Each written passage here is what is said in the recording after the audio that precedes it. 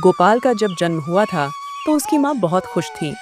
उसकी माँ को लगा कि यह बच्चा पूरे परिवार के लिए खुशियाँ लाएगा, लेकिन ठीक इसका उल्टा हुआ। गोपाल के जन्म के बाद ही उसके पिता का देहांत हो गया। इसी कारण लोग गोपाल को मनहूस मानने लगे।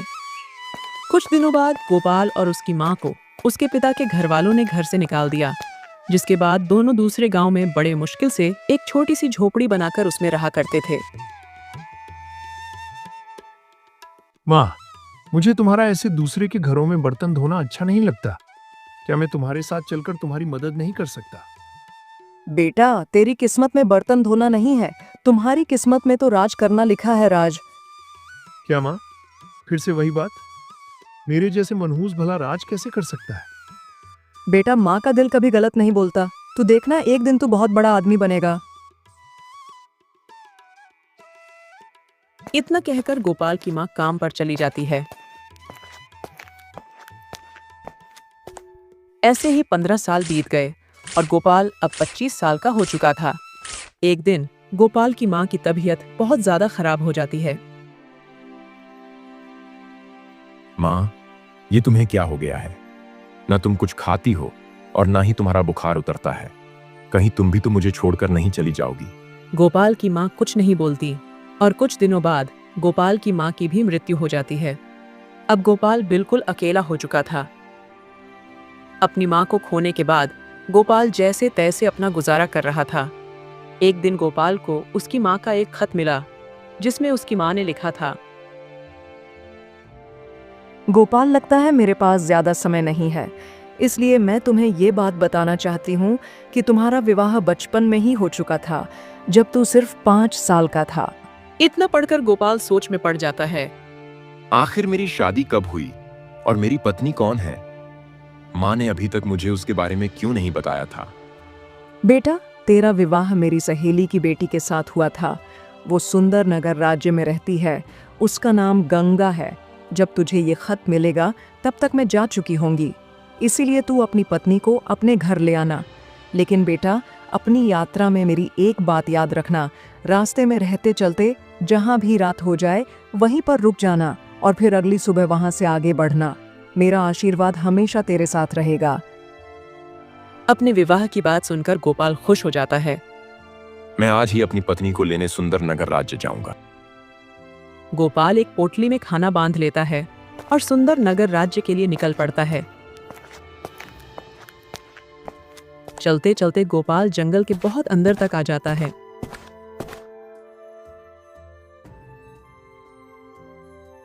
कितनी सुंदर बकरी है, लेकिन इसका मालिक कहाँ है? अगर इसका मालिक कोई नहीं है तो मैं ही इसका मालिक बन जाऊंगा। अपने ससुराल से लौटते समय मैं तुझे अपने साथ ले चलूंगा। इतना बोलकर गोपाल आगे बढ़ जाता है।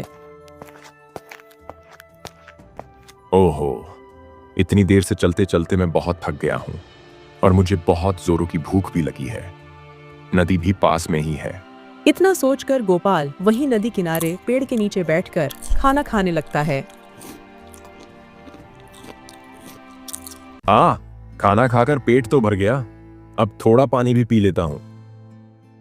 फिर गोपाल नदी के पास जाता है और पानी पीता है। इस नदी का पानी तो बहुत मीठा है, पीकर आनंद ही आ गया। चलो अब मैं आगे चलता हूं।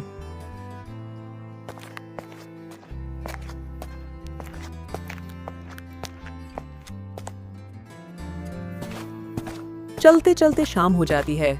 आज शाम सुंदर नगर राज्य में पहुंच जाता है।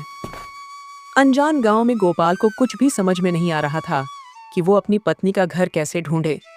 तभी गांव में उसे ठेले वाला दिखाया देता है और वो उसके पास जाकर पूछता है, अरे भाई, क्या आप बता सकते हैं कि ये कौन सा गांव है? अरे भाई, ये सुंदर नगर राज्य है। अरे हाँ, माँ ने तो खत में इसी गांव का जिक्र किया था। मतलब यही मेरा ससुराल है। शुक्रिया भाई। लेकिन भाई, क्या तुम बता सकते हो कि गंगा का घर किधर होगा? अरे हाँ भाई, क्यों नहीं। तुम यहां से सीधे चले जाओ। सबसे अंत में नदी के किनारे वाला घर गंगा का ही है। गंगा के घर का पता जानकर गोपाल वहां से चल देता है।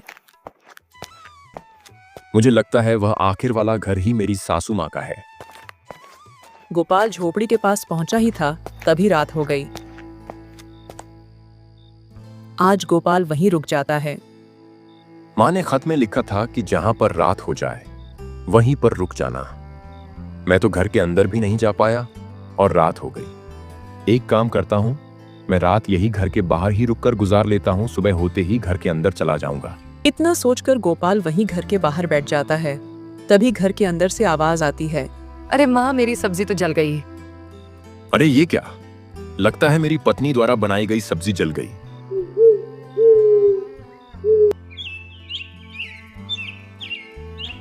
सुबह सुबह गोपाल उठता है और घर के अंदर चला जाता है। अरे बेटा, तुम कौन हो और ऐसे कैसे मेरे घर में घुसा है? अरे माँ जी, मैं आपका दामाद हूँ। अच्छा, क्या तुम सुमन के बेटे हो? हाँ माँ जी, मैं उन्हीं का बेटा हूँ। अरे बेटा, तुम इतनी जल्दी इतना लंबा सफर तय करके यहाँ कैसे आ गए? अरे माता जी, मैं तो यहाँ तभी पहुँच गया था जब आपकी बेटी की सब्जी जल गई थी। अरे बाप रे, मेरे दामाद जी तो बहुत होशियार हैं। आखिर इन्हें कैसे पता चला कि मेरी बेटी की बनी हुई सब्जी जल गई थी? इसका मतलब मेरे दामाद जी कोई साधारण इंसान नहीं है। ये तो बहुत ज्ञानी है। अरे माँ जी, क्या हुआ? आप किस सोच में पड़ गए? कुछ नहीं दामाद जी, आप आराम कीजिए। अरे बेटी, दामाद जी की खातिरदारी करो, मैं अभी आती हूँ। इतना बोलकर वो बूढ़ी औरत गांव की ओर निकल जाती है। आज बुढ़िया बहुत खुश थी क्योंकि उसे लग रहा था कि उसका दामाद बहुत होशियार है। क्या बात है चंदन, आज तेरा मुंह इतना उतरा उतरा क्यों है? अरे माँ जी, मैं आपको क्या बताऊं, मेरी बकरी कुछ दिनों से मिल नहीं रही है। मेरी पत्नी ने बोल बोलकर मेरा तो दिमाग ही खराब कर दिया है। अभी तक मेरी बकरी का कोई पता नहीं चल पाया है। पता नहीं वो कहां पर होगी। चंदन तो परेशान क्यों होता है? मैं तेरी बकरी को अभी ढूंढ दूंगी। क्यों मजाक कर रही हो माँ जी? मैं पहले ही बहुत परेशान हूँ। अरे चंदन, मेरे दामाद जी बहुत बड़े ज्ञानी हैं, वो सब कुछ जानते हैं। अगर ऐसी बात है तो मैं जरूर आपके दामाद के पास आऊंगा। इतना सुनकर बुढ़िया वहां से चली जाती है और पूरे गांव में ये बात फैला देती है कि उसका दामाद बहुत होशियार है। दामाद जी, मैंने सुना है कि आप बहुत ज्ञानी हैं, कृपया मेरी मदद करो। हाँ हाँ भाई, मैं ज्ञानी तो हूँ। बताओ तुम्हारी क्या समस्या है? दामाद जी, मेरी बकरी कुछ दिनों से मिल नहीं रही है। मैंने उसे बहुत ढूंढा लेकिन वह कहीं नहीं मिली। क्या आप मेरे बकरी के बारे में कुछ बता सकते हैं कि मेरी बकरी अभी कहां पर है? इतना सुनते ही गोपाल का ध्यान उसी बकरी पर जाता है जिसे उसने जंगल में घास चरते देखा था। गोपाल तुरंत समझ जाता है कि वो बकरी सुखिया की बकरी थी। अरे दामाद जी, कहां खो गए आप? अरे कहीं नहीं भाई, मैं तो तुम्हारी बकरी का ही ध्यान लगा रहा था कि तुम्हारी बकरी कहाँ है। थोड़ी देर सोचने का नाटक करने के बाद गोपाल बोलता है। अरे चंदन भाई, यही पास के जंगल में एक पेड़ के नीचे आपकी बकरी घास खा रही है। गोपाल से ये बात सुनकर वो व्यक्ति बहुत खुश होता है और तुरंत गांव के पास वाले जंगल में जाता है।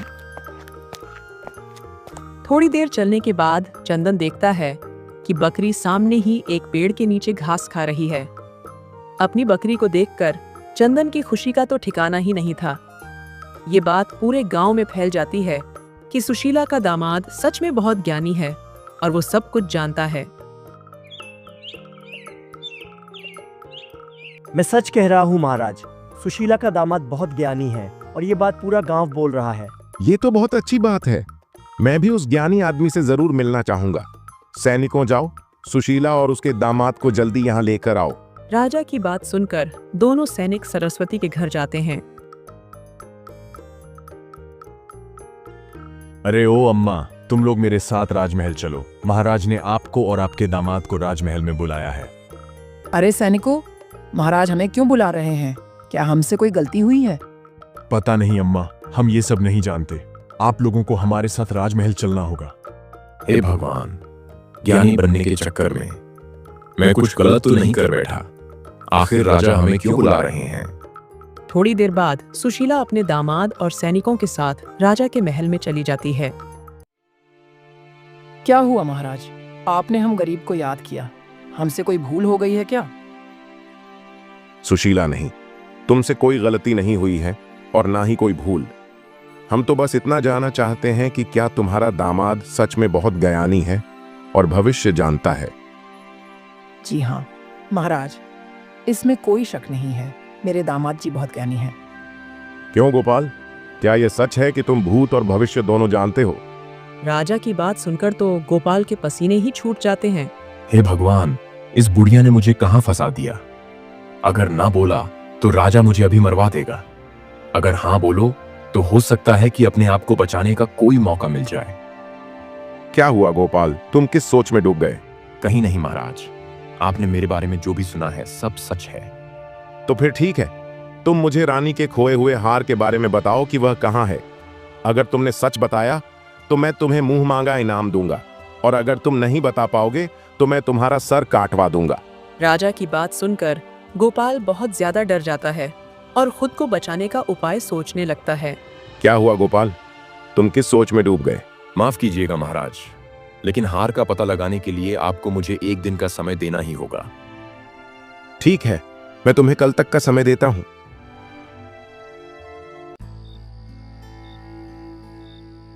हे भगवान, ये मैं कहां आकर फंस गया। अच्छा खासा अपने गांव में शांति से जी रहा था, यहां आकर तो मैंने खुद अपनी पैर पर कुल्हाड़ी मार ली। क्या हुआ दामाद जी, आप इतनी चिंता में क्यों हैं? कुछ नहीं माँ जी, मैं बस हार के बारे में सोच रहा था। आप जाकर सो जाइए, मैं आज यहाँ बाहर ही सो जाऊंगा। लेकिन दामाद जी, आज आपने खाना तो खाया ही नहीं है। माता जी, आज मेरा पेट पहले से ही भरा हुआ है, इसलिए आज मैं खाना नहीं खाऊंगा। इतना सुनकर सुशीला घर के अंदर चली जाती है। क्या बुढ़िया ने पहले ही मुझे इतनी बड़ी मुसीबत में डाल दिया है और आज भी शांति से जीने नहीं दे रही है? कल तो मरना ही है, कम से कम आज की रात चैन से सो लेता हूं। इतना सोचकर श्याम वहीं चारपाई पर लेट जाता है, लेकिन चिंता के कारण उसे नींद नहीं आ रही थी, इसलिए वो खुद में ही बड़बड़ाने लगा। कल तो मरना ही है सपना, अब तू आ भी जा। गोपाल इसी बात को बार बार दोहरा रहा था ताकि उसे नींद आ जाए। तभी यह आवाज पड़ोस में रहने वाली औरत के कानों में पड़ी, जिसका नाम सपना था। वो राजा के यहाँ रानी की दासी बनकर काम करती थी। अरे, यह बुढ़िया का दामाद तो मेरा ही नाम ले रहा है, कहीं इसे पता तो नहीं चल गया कि वो हार मैंने ही चुराया है। हे भगवान, यह क्या हो गया? अगर यह बात राजा को पता चली तो राजा तो मुझे फांसी पर ही चढ़ा देंगे। अब मैं क्या करूं? एक काम करती हूँ, ये हार बुढ़िया के दामाद को ही दे देती हूँ, क्या पता वो मुझे माफ कर दे। इतना कहकर वो गोपाल के पास जाती है। दामाद जी, मुझे माफ कर दीजिए, आप राजा साहब को मत बताना कि रानी का हार मैंने ही चुराया है, नहीं तो महाराज मुझे फांसी पर लटका देंगे। सपना की बात सुनकर गोपाल सब कुछ समझ गया और वो मन ही मन बहुत खुश हुआ। अरे सपना जी, आप चिंता मत कीजिए, लेकिन मैं आपको एक ही शर्त पर बचा सकता हूँ। अगर आप वो हार मुझे लौटा देंगे तो मैं आपका नाम राजमहल में नहीं लूंगा। लेकिन दामाद जी, मैं तो वो हार अपने साथ लाई ही नहीं हूँ, वो तो अभी भी राजा के महल में ही है। लेकिन वो हार तुमने कहाँ रखा है? दामाद जी, वो हार राजा के बगीचे में एक बड़े से पत्थर के नीचे है। ठीक है सपना, अब तुम चिंता मत करो, मैं तुम्हें कुछ नहीं होने दूंगा। लेकिन कसम खाओ कि आज के बाद चोरी नहीं करोगी, मेहनत करके पैसे कमाओगी। हाँ दामाद जी, मैं कसम खाती हूँ आज के बाद मैं कोई चोरी नहीं करूंगी।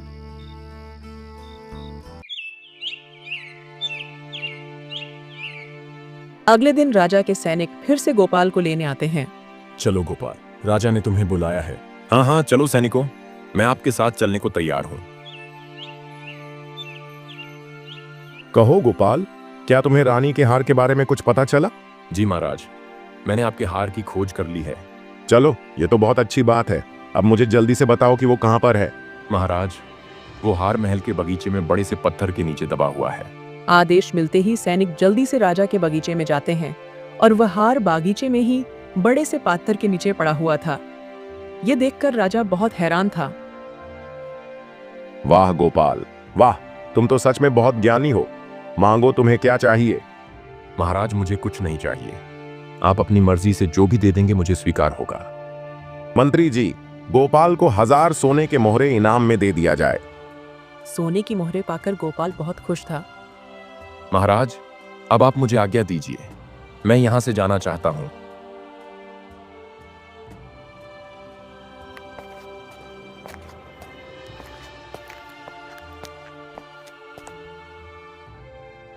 हे भगवान, आज तो बचा लिया आपने।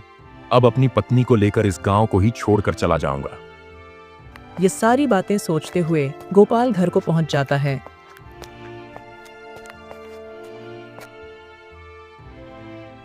माताजी, आप मेरी पत्नी को आज ही विदा कर दीजिए। मैं आज ही अपने घर लौटना चाहता हूं, क्योंकि आज का दिन ही विदाई के लिए सबसे ज्यादा शुभ है। अगर ऐसी बात है दामाद जी तो आप आज ही चले जाओ। और फिर गोपाल अपनी पत्नी को लेकर अपने गांव लौट जाता है और खुशी खुशी अपना जीवन व्यतीत करता है।